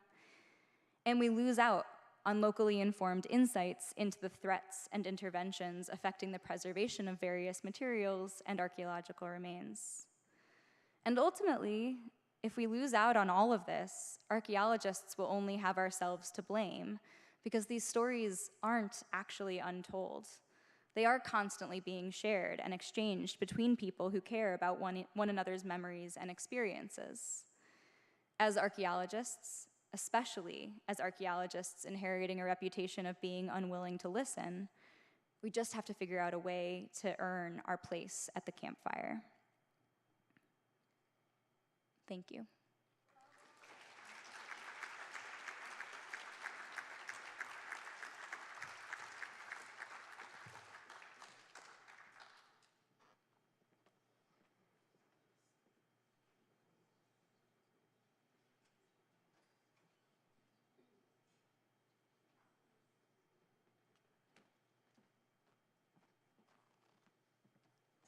Thank you so much, Allison. That was fascinating. I don't know much about Jordan, so that was really, really interesting. We have a few minutes now before we start our next lecture at 4 o'clock, so you have a nice break to be able to go out and come back, okay? I will see you all at 4 o'clock. Thank you.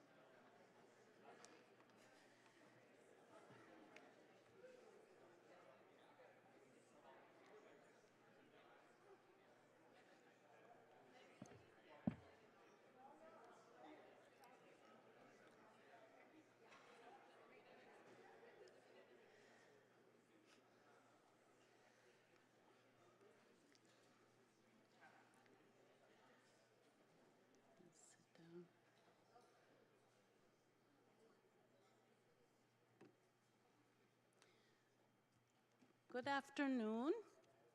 I'm Mariam Ekhtiar, Paddy Cadby Birch Curator in the Department of Islamic Art.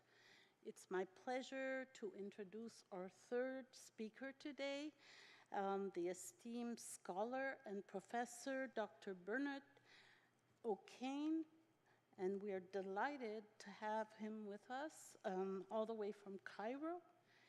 Bernard O'Kane is professor of Islamic art and architecture at the American University of Cairo, where he's been teaching since 1980. He formerly worked in Iran as assistant director of the British Institute of Persian Studies. He's also served as a visiting professor at Harvard University and the University of California at Berkeley. He's the author of 11 books, including Studies in Persian Architecture, The Mosques of Egypt, and Early Persian Painting, Kalila wa Dimna, manuscripts of the late 14th century. He has edited 3 volumes and co-edited 2 others, the most recent of which is Inscriptions of the Medieval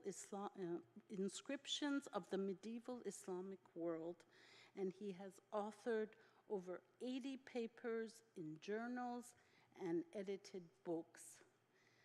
The title of his presentation today is Celebrating the Uncelebrated, Craftsmen and Designers in Islamic Art and Architecture. Please join me in welcoming Dr. O'Kane to the podium. Thank you.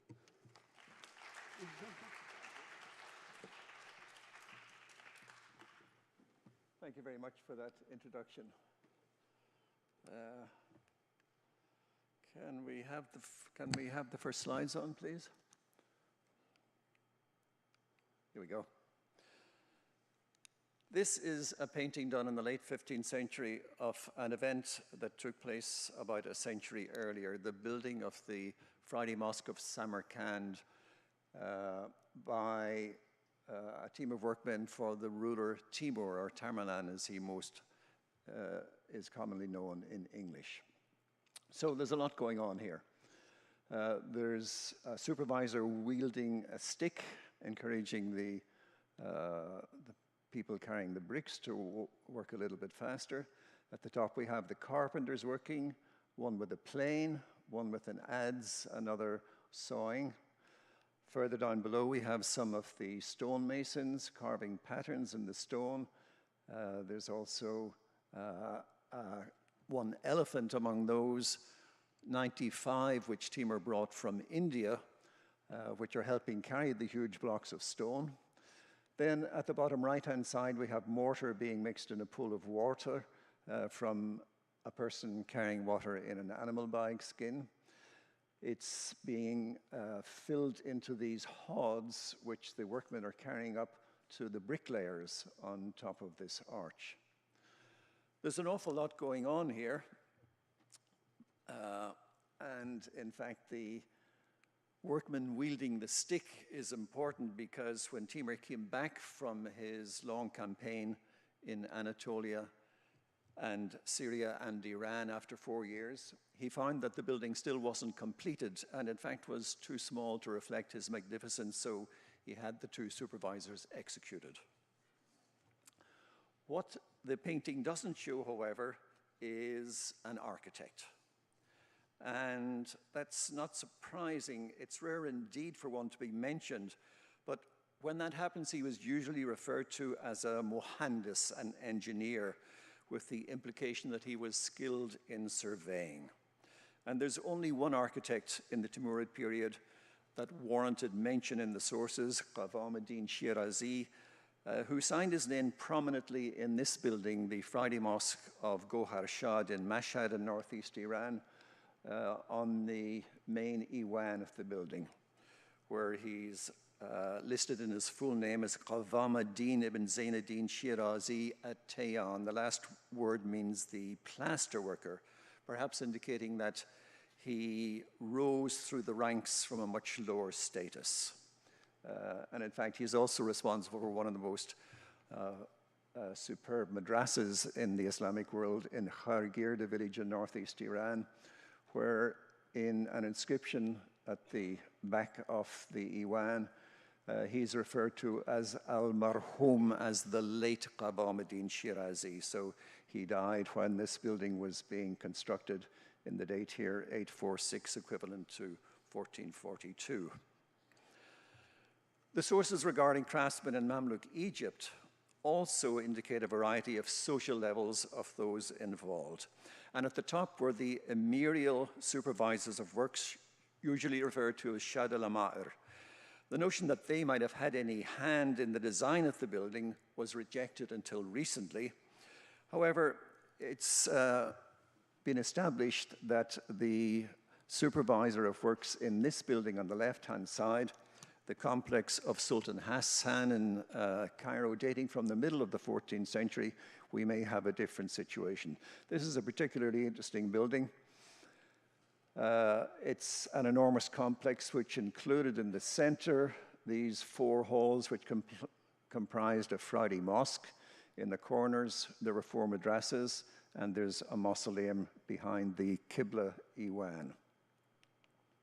It's one that was so large that they needed craftsmen from all over the Mamluk Empire in Egypt and Syria. And we're going to look at a couple of details, first from the entrance portal that you see here.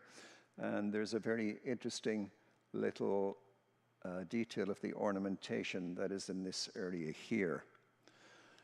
This has some decoration which is hitherto unprecedented in Carian architecture. It's one which matches very closely what you see on one of the bottles that is on display in the galleries above the big hall right above us, a Chinese 14th century bottle, in fact, which has peony decoration, and that's reflected in the chinoiserie decoration on the outside of this.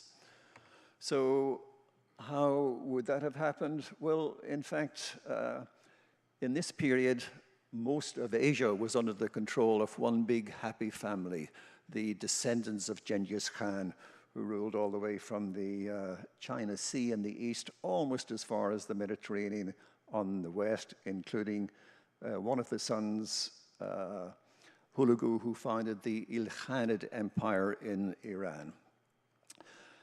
The Mamluks who controlled Egypt at the time had been warring against the Ilkhanids for quite some time, but in 1330 they made a peace treaty, and from that period the goods that had previously been flowing across the Silk Road from China to Islamic countries further west now were able to come into Cairo as well.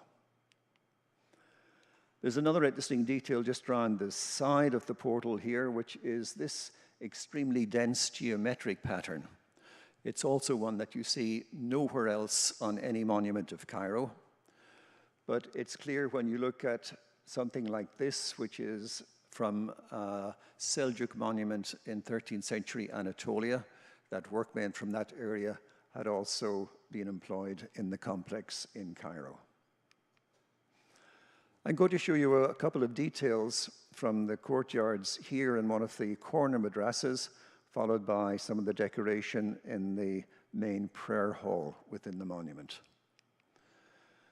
This is the Hanafi madrasa in the courtyard, and we have a very interesting stucco inscription that runs all the way around it. At the top you see a detail of this lower area, and it has the word katabahu, meaning he wrote it, he was the calligrapher. It gives his title, the Shad al-Amar, or the supervisor of works, and then his name, Muhammad ibn Bilik al-Muhsini. And the style of this inscription, which is also that present in the Qibla Iwan, there is one view of it with the main prayer niche, the mihrab in front of it. And here's another view of it with a detail. The style is rather unusual. It's in a style called Eastern Kufic, which was much more common for ornamental headings in Qurans at the time. The tops of the letters, instead of being circles, as in the usual cursive script at the time, they come together in a little pyramidal point in many occasions. Where else do we have this? Well, the top three are examples from the Sultan Hassan complex, but the bottom one, as it says here, is from the heading of a Quran that was calligraphed by this very same name that we found in the Madrasa Muhammad ibn Bilik al-Muhsini. So he was an exceptionally cultured emir responsible for the construction of this, and it's very likely that he played a major part in designing the ornamentation of this building. However, a much lower status is indicated by the wages that the mimar, which is the normal translation we have in Arabic for the word architect, received for his work in this building, the complex of Kite Bay in the Northern Cemetery of Cairo. According to the endowment deed, we know that he received 200 dirhams a month. Now that's just the same as the murachim, the person who was responsible for the upkeep of the marble work in the building. And that much less than the doorkeeper, the bawab of the building, who received 300 dirhams a month. And a similar story is told by the endowment deed of this slightly later complex of Al-Ghawri in Cairo, dating from the beginning of the 16th century. There are the two mimars, each received 200 dirhams a month, identical to the salary of the plumbers and those in charge of the marble. But in this case, the duties of the mimar are stated: to look after the building, to estimate the cost of repairs, including materials and workmen, and to oversee any demolition, layout, and construction involved. And clearly, this is a very different status from our contemporary meaning for the word for architect. So the mimar in that case, apart from his own skill as a craftsman, he also operated as a contractor. And an interesting parallel was recorded in this building from Seljuk, Anatolia, which is a caravanserai made by the Emir Jalaluddin Karatai, dating from the middle of the 13th century. This magnificent building had also included his own mausoleum that you see here in the background. The patron, when he was brought the account book and found that more had been spent than provided for in the estimates, rather than have the master craftsman make up the difference, he generously destroyed the accounts. And this shows that the master craftsmen were normally obliged to estimate the building costs and fund the difference of any overrun. So those were figures about whom we have some information from texts. But the vast majority of knowledge of craftsmen comes from the works that they signed. The frequency of craftsmen's signatures varies widely in the Islamic world. They appear regularly in Anatolia and Iran, for instance, but they're considerably rarer in Egypt and Syria.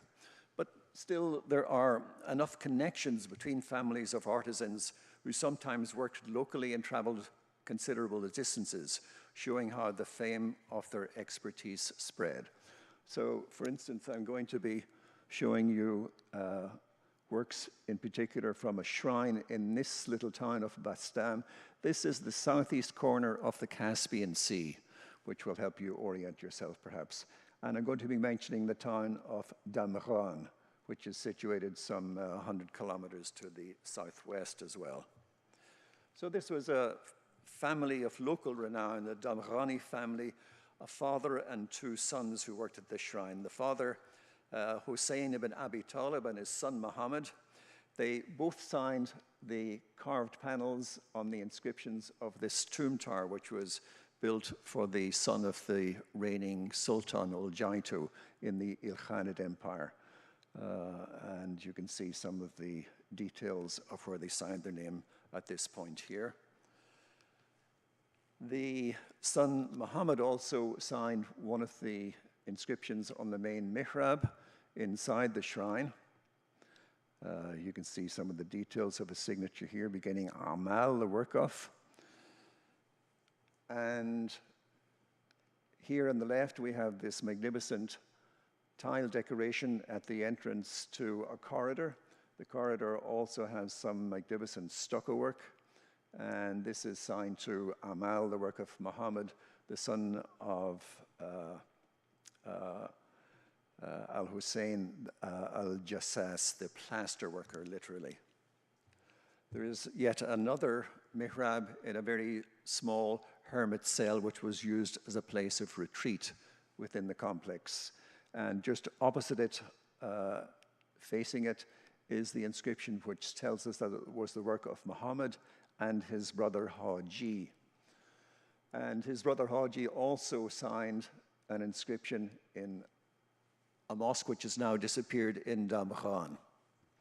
So this was interesting in that it shows us that the same craftsman could work in carving both brick and plaster, and they probably came from the town of Damghan here while working in the shrine at Bastam. That's a relatively short distance, but we're going to look at this larger distance here, where a family of workers seem to have been involved in designing the plasterwork on another 3 prayer niches or mihrabs. The one on the left-hand side is from a shrine in Isfahan, the Imamzada Rabia Khatun. The one on the right-hand side is in a shrine at Turbati Jam, which is near the northeast of Iran. And the one here is from the town of Natanz, which is a little bit closer to Isfahan in the northeast. But the signatures, in fact, have names indicating they're perhaps the same. In this case, it's Masoud Kermani. Kerman, in fact, is another town which is very far from either of these. It's in the southeast of Iran. They may have learned their craft there or come from a family that was based there originally. And here, too, the signature of the craftsman is also Masoud Kermani. This is from, on the right-hand side, the work of Haydar Kermani. So they all seem to have been connected by family, but also the very naturalistic type of floral decoration that you see in both of these mihrabs indicates very likely that the same workmen were involved. And as I said, this is a much larger distance involved of many hundred kilometers between all of these sites. This is the main Iwan, or prayer hall, of a madrasa in a small town of Zuzan in the northeast of Iran, dating from the early 16th century. Sorry, from the early 14th century. And at the time this was built, this had the most advanced decoration in tile work, probably in the Islamic world. I'm going to show you just a detail of this area here. This is the first monument in which we see the use of dark blue, turquoise, and white together. Now, in subsequent decades, we don't have any activity of this in Iran, but instead we have major advances in Anatolia. This is the detail of tile work which is made from pieces of cut tile. They start off with a square tile. They cut it out and they placed it on a plaster background. Originally, the plaster would have been white, and you would have had a much greater color contrast with the dark blue, the light blue, and this kind of purple is made from manganese oxide, which if it's concentrated is jet black almost, but if you dilute it, it gets this purple shade. So these details of the tile work in this building, which is the tiled madrasa, the Sirchali madrasa in Konya, dating from 1240. These are on the facade of this Iwan in the building. And just around the corner from here is what I'm going to show you in the next slide. It's the name of the tile worker again, introduced by Amal, the work of, and we have the name of Muhammad, the son of Muhammad, the son of Osman, al-Bana, or the builder, at-Tusi.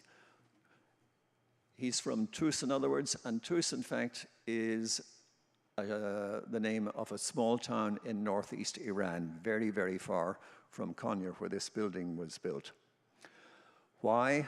Well, I talked about one great happy family earlier, but in fact, if you weren't a member of the ruling class, you may not have been quite so happy, since when the Mongols threatened to attack a city, they were quite happy if the inhabitants surrendered immediately, but if they didn't, they usually massacred the entire inhabitants, which of course meant that the economy was in a disastrous situation after their attacks, and many of the most able craftsmen in Iran may well have emigrated to find work in Anatolia, where the Mongol advance hadn't quite reached yet. One of the most exciting examples of tile work is that of luster, which is a technique that involves 2 firings. It's a very difficult technique. The first firing has to, some cases, last over a week. The second firing is done in a reduced atmosphere, one which sucks oxygen out of the atmosphere. And when you apply a metallic oxide, the oxygen that is removed leaves an invisible sheen of metal on top of the tile, which has a wonderful reflective quality, hence the name luster. This was so difficult that it was only practiced in a few places in the Islamic world, starting off in Cairo, then in Raqqa in Syria, and in Iran only in Kashan. And in fact, it was so famous that the name for tile in Persian and in Arabic is Kashi or Kashani, derived from the name of the town. Some of the most impressive examples are these very large mihrabs. I'm going to show a series of 6 of these. These 2 were in the shrine in Mashhad in northeast Iran, the same place where we saw the signature of Qavamuddin Shirazi, the architect, earlier. And these date from 1215. Then there are another couple, one that was made slightly later for the same shrine, another one from a great mosque in Kashan, which is now in the Museum of Islamic Art in Berlin. And then another one from the Shrine of the Little Saint in Varamin, just south of Tehran, and another one made from for a shrine in Qom in the 14th century. Here's a table which shows the dates of these mihrabs that I've just shown you, together with their original and current locations. But this also gives the name of the makers of these, which is inscribed on the mihrabs. So we have Muhammad ibn Abi Tahir. In this case, we're not quite sure, but we also have the son of Muhammad ibn Abi Tahir making 2 of the mihrabs, and then Yusuf, his son, as well. So we have a whole family dynasty recognized in this series of wonderful examples of tile work. And there's another wonderful example of luster tile work that's on display in the gallery upstairs, which is this piece, which is probably the top of a grave cover from the shrine of Abd as-Samad in Natanz. Now, sadly, this town has been most in the news recently because of the bombing of the nuclear enrichment facilities there, but perhaps fortunately the nuclear enrichment site is several kilometers away from the village with its wonderful shrine, so I'm hoping it has remained undamaged.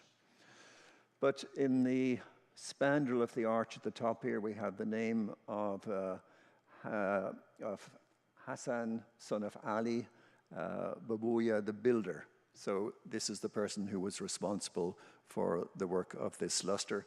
But an interesting feature is that just in the top of the plasterwork inside this same mausoleum where the cenotaph top was that I showed you in the last slide, we have the same name of the craftsman. So in addition to craftsmen being able to work in plaster and brick, they were also able to work in luster tile work and in plaster as well. So quite a lot of versatility expected from them. In later centuries, although this was a wonderful example of tile work, the luster ones that we have seen, it fell out of fashion. It was very difficult, very expensive to make, and it was superseded by the art of tile mosaic. I mean, I showed you an example of this earlier, the signature of the architect Qavamuddin Shirazi. These photographs on the right were taken in a tile workshop in Herat about 10 years ago, where they start out with solid tiles and they cut very painstakingly the tiles into these small shapes. The pattern is drawn on the ground. They place them upside down, and then they cover all of it with mortar, and finally they hoist the whole panel onto the wall. Turning now to woodwork, we're looking at some objects that could be sent long distances. We have several instances, for instance, of mimbars, these wooden pulpits being made in one city and assembled in another. The earliest known is what you see here in the screen, the mimbar of the Qutubiyya Mosque in Marrakesh in modern-day Morocco, which was made in Cordoba, 800 kilometers away in 1137. And in fact, it and the mimbar of the Cordoba Mosque, the latter hasn't survived, they were famous as the finest of their age, not surprisingly, as you can see from the wonderful details of the inlay and the wooden carving here. Another masterpiece was the mimbar commissioned by Nur ad-Din in 1169 for the Aqsa Mosque in Jerusalem. This was begun in Aleppo, but wasn't finished until 1175, shortly after his death. But at that time, Jerusalem was under the control of the Crusaders. And so it wasn't able to be moved to the Aqsa Mosque in Jerusalem until 1187, after Salah ad-Din had captured the city from the Crusaders. The signatures of 4 craftsmen are recorded on it, and one of the craftsmen who's mentioned is Salman ibn Ma'ali, a craftsman who was presumably his relative, Ubayd, known as Ibn al-Ma'ali. He was the chief artisan of another masterpiece of woodwork, the cenotaph of the tomb of Imam Shafi in Cairo that you see here, which was actually also donated by Saladin or Salah ad-Din in 1179. In the inscription containing his name, Ibn al-Ma'ali also asks for prayers for all of the carpenters, the Najarin and the carvers or designers, Naqashin, who worked on this cenotaph, which underlines how the great amount of detailed work on it must have been a collaborative project. In this case, however, the cenotaph was made in Cairo rather than transported from Aleppo. The stylistic connections, actually, of the foliate carving that you see in this detail from the Cairo cenotaph, they're really quite different from the detail of the Aqsa mimbar that you see on the bottom. And these are a couple of details from some other woodwork that is in the shrine of Imam Shafi in Cairo. And I put these up just to show you the difference that a coating of paint can make to an original pattern. At the top is part of a frieze that runs around the interior of the mausoleum of Imam Shafi. And in fact, you see 2 versions here of the same frieze after it was repainted in subsequent restoration campaigns. It's obviously much, much more easy to make out the design of the arabesques when it has been repainted like this. On the right-hand side are a couple of details of an inscription that runs all around the interior of this same mausoleum. It was recently restored, but unfortunately they seem to have run out of money because there's no distinction here in the background decoration behind the letters between a floriated scroll and the background itself.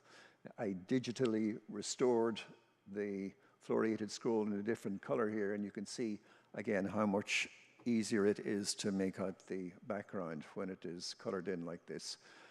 So when you're wandering around the galleries upstairs, just keep in mind, for instance, when you're looking at some of the stucco panels that are now plain, that they probably would have been painted originally and been much easier to see. This is actually part of the galleries upstairs as well, made by Moroccan craftsmen when the galleries were designed just over a decade ago. I don't know if the Met ran out of money or they forgot to suggest it, but the patterns actually would be much easier to see if they had painted them. These two mimbars are unusual in that they don't have craftsmen's signatures, but we know who made them. They're from two smaller mosques in Cairo, that of Ghamri and Abu Bakr Musser, dating from the late 15th century. But a biographical dictionary of famous notables, Sakhawi's Adawa Lama, he tells us the name of their maker, Ahmed ibn Isa ad-Dumyati. And he also tells us that he made a mimbar for the Haram, the shrine in Mecca, which would have probably involved also traveling and reassembling it there. His son, Muhammad al-Atta, was a preacher and scholar, and it may be this connection that may have been the reason why, exceptionally, Ahmed ibn Isa was selected for inclusion in this historical text. Now, for Muslims, the most important art or artistic endeavor is calligraphy, because this is the skill which you use to copy the Islamic holy book, the Quran. And in fact, it's for calligraphers that we have the most information in historical texts and frequently in manuscripts as well. This is one of the most important early examples. It's our Quran that's now in the Chester Beatty Library in Dublin, which is dated to 10,000 and was made in Baghdad by the calligrapher Ibn al-Bawab, who is famous for his introduction of this kind of cursive script, replacing the more rectilinear Kufic script that was commonly used earlier. This is an example in another Quran dating from 1307 from Baghdad, and we know, in fact, the name of the calligrapher of this, Ahmed ibn Suhrawardi, and the illuminator as well, Muhammad ibn Aybak. So this is one that's on display.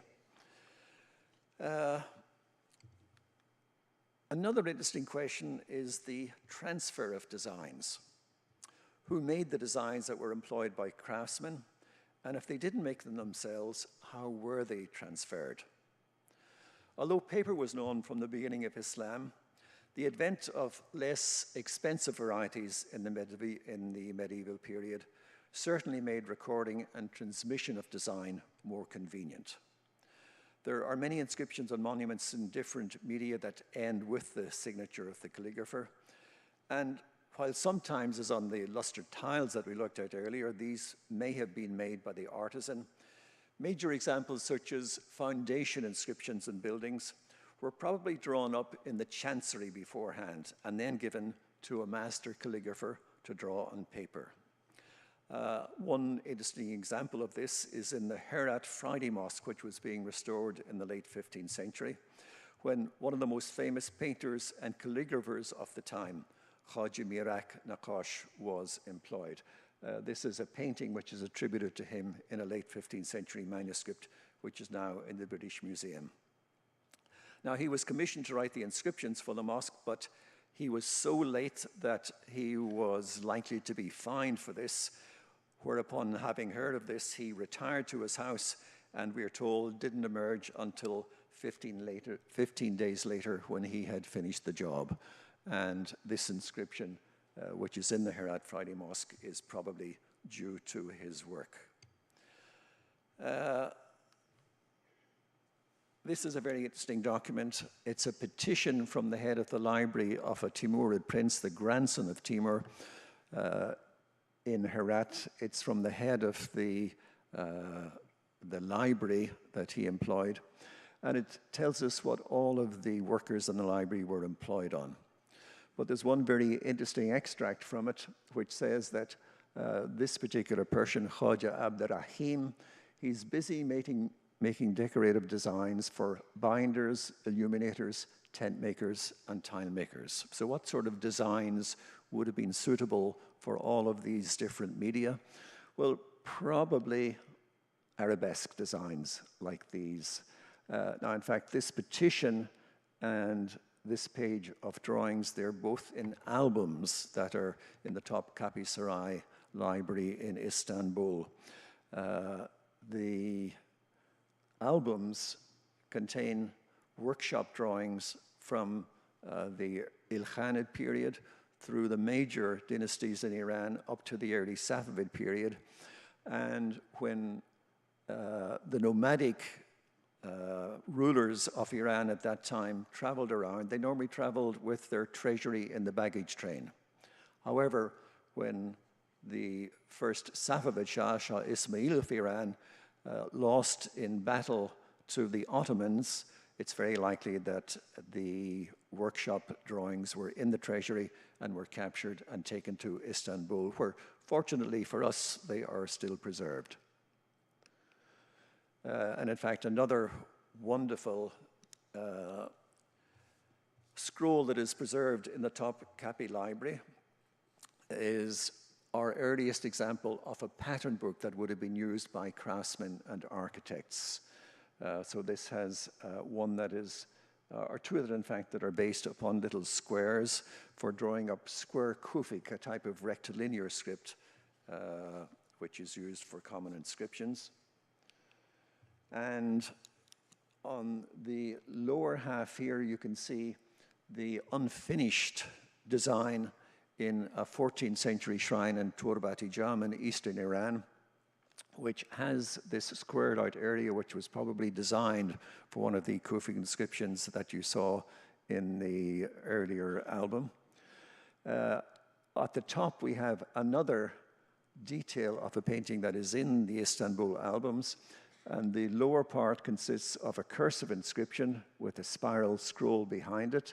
The upper part has a Kufic inscription, this rectilinear script. And you can see, in fact, in this unfinished version that they have just detailed or inked in part of the Kufic inscription.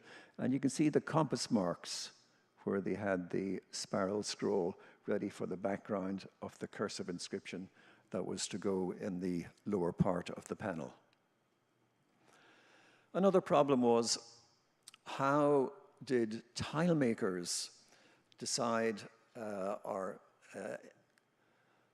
where the original tiles were to be placed on the monument? They were made in the workshop, which wasn't necessarily right beside where the monument they were going on to was to be placed. This is the entrance to the shrine of Najiruddin Kubra in Old Urgench, which is in the country of Turkmenistan. And we're going to look at a detail of this panel, which at first looks like one complete piece of solid tile work, but in fact it's so beautifully made that what you don't notice is that it's made of individual hexagonal tiles. But then when you look closer, you can see that they have numbers on them, 1, 2, 3, 4, and so all the way up. And they also have Aleph, Be, Pe, Te. So this is an alphanumeric way that they discovered in the workshop that would help the workers place the tiles on in correct order. What is surprising, in fact, is that this was so rarely used in the Islamic world. The only examples I've found have been in this particular town and in one that's fairly close to it, the town of Khiva, which is in modern-day Uzbekistan, but geographically not very far from this one. And the examples at Khiva all date from the 19th century almost. This is one pair of spandrels at the top of an arch. Now, I don't have enough close-up detail to show you the labeling of the tiles, but in fact, I've marked them out here. And what's interesting is that they start upside down, 1, 2, 3, 4, 5, 6, 7 in rows, going all the way up to 51. So if the tile panel is laid out flat on the floor in front of you in the workshop, it doesn't really matter if you're working right side up or upside down, as long as the tile workers could recognize it, they were able to reconstruct it accurately on the monument. As regards signatures of painters, they are very, very rare for a long time. In fact, I don't know if any illustrated Arab manuscripts that has the signature of the painter on the page. But fortunately, we do know the names of some of them. How? Well, it's because in the colophons, the little bit of writing at the end of the manuscript where, if you're very lucky, they tell you who wrote it, where they wrote it, and at which date. Sometimes they say, as in this occasion, which is from a manuscript of the Maqamat, a series of stories, they say that it was written by Bakhat, and we have Wassuwarahu, and the illustrations were by the same person. This, in fact, is from an early 13th century manuscript. This is a fascinating page from it, which shows a woman on a birthing stool, just about to give birth, and two people who were arranging a horoscope for her. The very first example that we have of a signature in Persian painting, for instance, is in this manuscript, which is also one of a major life event, a marriage. The women of the handmaidens of the bride here are proudly holding up the blood-stained sheet, showing that she has just lost her virginity, while the husband is celebrating in the hall outside with musicians and dancers. And in this detail of the inlaid glass window at the top, we have the name of the work of Junaid, the royal painter. So that's the first example. This dates from 1396. It was done in Baghdad in a Persian manuscript. The original is now in the British Library. But even over 100 years later, in another very famous manuscript, perhaps the most famous of all in Persian painting, the Shahnameh, or Book of Kings, that was done for the Safavid ruler Shah Tahmasp, possibly the greatest painting in the manuscript and one of the greatest of all time, there is no signature on the page.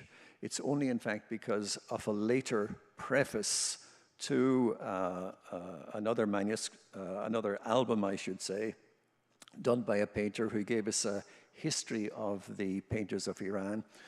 We know that Nizamuddin Sultan Muhammad painted a picture in the Shahnameh of people wearing leopard skins, and very poetically he tells us that the lion-hearted of the jungle of depiction and the leopards and crocodiles of the workshop of ornamentation quail at the fangs of his pen. Praise indeed. One of the most interesting aspects of Sultan Muhammad's paintings is something that you won't notice at first sight, but if you have a look carefully at the details of the rocks on the left-hand side, you'll begin to notice one of my favorite features of Persian paintings, which is rock faces. So that's a detail of this little area here, this very small area in the painting. Lots and lots of these little faces for you to see. Another little detail of this small area in the top, and we have a plethora of rock faces visible here too. And the Metropolitan Museum is very fortunate to own, I think, 15 or 20 pages from this same manuscript. Some of them are attributed to Sultan Muhammad as well, including this one, which is on display. And they have a wonderful system whereby you can sit at leisure and enjoy perusing the paintings in order to see features like these. So if you haven't done that already, let me encourage you to do so. Only perhaps a little bit later did it become common for painters to promote themselves and their painters. A very interesting example is this one of Bichitr, the painter at the Mughal court at the time of Jahangir. This is a very interesting album painting which shows the Emperor Jahangir framed by his sun and moon halo. It's too blinding for one of the cupids, or the putti that is at the top of the painting. He's presenting a book to a Sufi sheikh. And in fact, the caption in Persian tells us that he prefers the company of holy men like this to that of kings. We have shown further down the Ottoman Empire and King James I of England, neither of whom ever visited India. Their likenesses were copied from reproductions. But at the very bottom, we have the painter himself, Vichitra, who's proudly displaying one of the paintings that he himself has done. And of course, later on, it does become common for architects to be mentioned in the sources, the most famous of which is probably Sinan, the great Ottoman architect. This is his masterpiece, the interior of the Selimiye Mosque in Edirne, dating from the second half of the 16th century. So from this period onwards, yes, we do have the name of many of these architects. But for most of the works of Islamic art, such as this magnificent winged gateway from an area we haven't looked at yet. This is actually in Java, in Indonesia, the home of over 1 billion Muslims, the most populous Islamic country. We have an example which is heavily indebted to pre-Islamic art in Indonesia. We don't know who painted this. Similarly, an example from China. Lots of Chinese lotuses, but some wonderful inscriptions.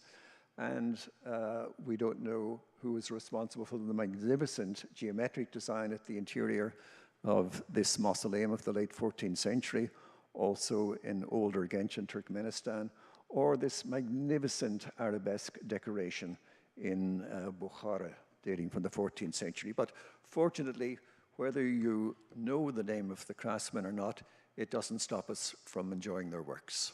Thank you.